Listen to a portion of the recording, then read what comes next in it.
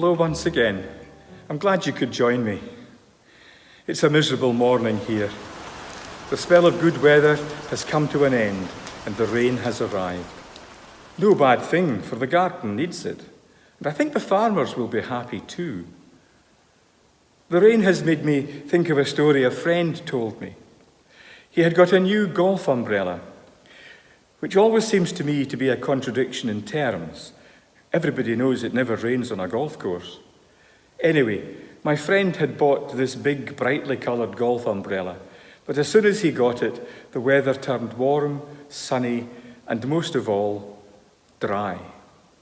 Then one day he woke up to a morning like this, and he thought, I can use my brolly at last when I go for the paper. He got himself ready and called out to his wife, who was in the kitchen, "That's me away for the paper." She called back, "Are you walking on a day like this?"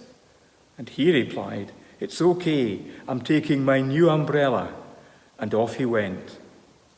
He'd only got a short way when he smiled and thought how good this new umbrella was. It was a good width and was keeping him really dry. He hadn't gone much further when he began to feel his right foot getting wet, and not long after that, the left one too. He realized he was still wearing his old shoes, the pair with the hole in the right foot and a split seam in the left. When he got to the paper shop, his top half was lovely and dry, but his feet were saturated. By the time he got home, he was feeling pretty miserable. I've told you this story to illustrate an important truth. It's all very well how dry you are up top if it's soaking wet down at the bottom. That's another way of saying we often put our trust, our faith, if you like, in the wrong things. We surround ourselves with stuff, the latest TV, the big car, or even the wee car, a great social life and loads of friends. But even with all that, there can be something missing. Jesus told a story about two men.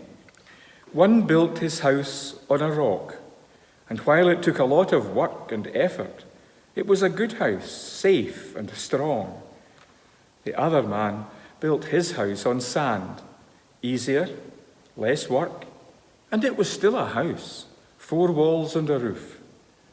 And then the rains came, and boy did they come.